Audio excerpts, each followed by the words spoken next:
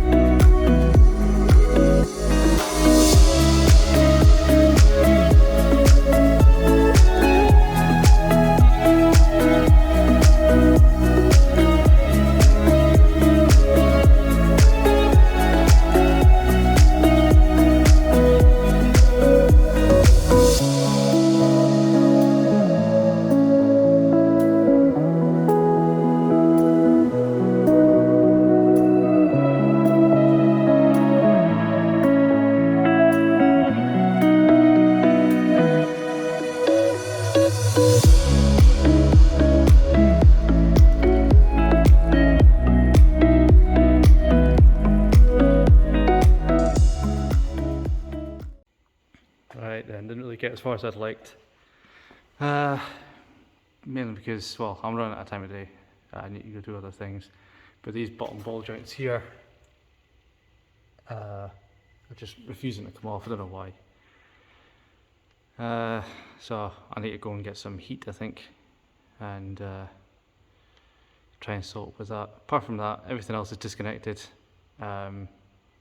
It's literally just sitting on its mounts. Just need to pull the drive shafts out. I need to get the bottom ball joints undone so I can pull the drive shafts out, and then the engine will come out. But everything else is loose and undone. So that should be it. So next time I come up here, well, it'll just be a few seconds for you guys watching, but for me it'll probably be a couple of days. But I'll get that done, get the engine out. I'll probably disappear for a bit in the time lapse. I was underneath the car disconnecting the exhaust. The exhaust is disconnected. I'm going to try and get a new one made up before the start of the season. But yeah, that's it for now. I'll see you in a couple of seconds. Hopefully getting the engine out. Day 2. Right then, it's a couple of days later. Just a couple of seconds later for you guys. Back up here. think I said before, just the drive shafts to disconnect under the engine mounts, and then it should come out. So I will set you up on the tripod and crack on with that right now.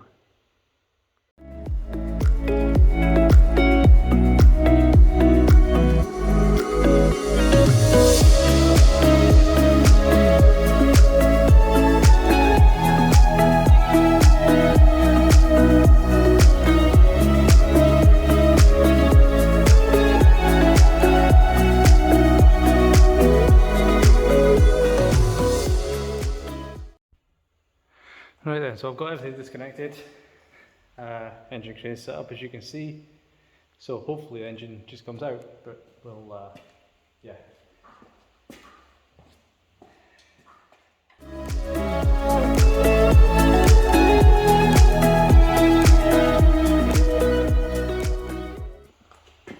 Forgot to get two of the cooling pipes. Eventually. Right then, that should be disconnected. Just hoping.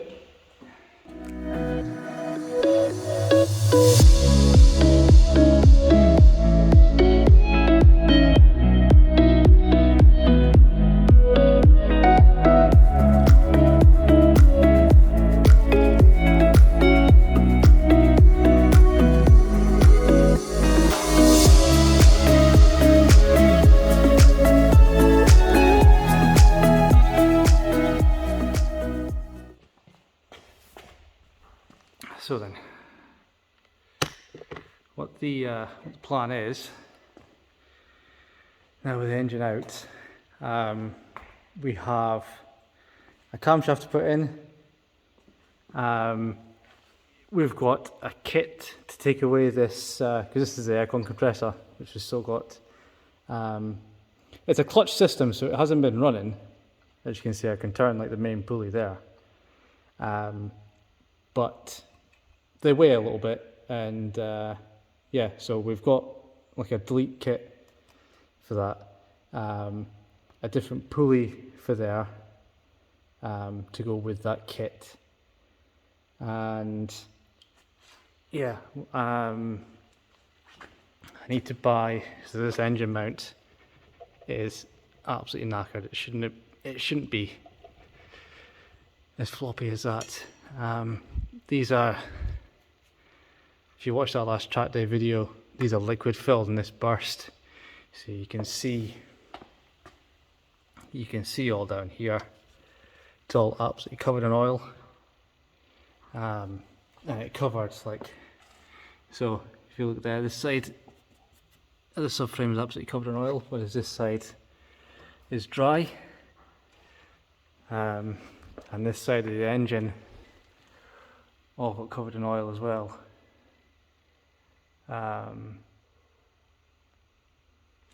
So yeah, that's the plan. Camshaft, injectors, sort out these pulleys, new engine mount, and we're going to buy a limited slip diff to put in the gearbox. Haven't bought it yet, and we're about 3 weeks away from when we need to get the car dynoed, so whether we can order it and get it delivered in time, I don't know, but it's not too hard to get the engine out and get the diff in if we need to. The main focus just now is get the engine sorted so that we can get it mapped and get all this tidied up. So obviously there's oil everywhere, so I need to get all this cleaned up. And yeah, get the mods on the engine because we need to get the engine mapped. That's the main priority just now.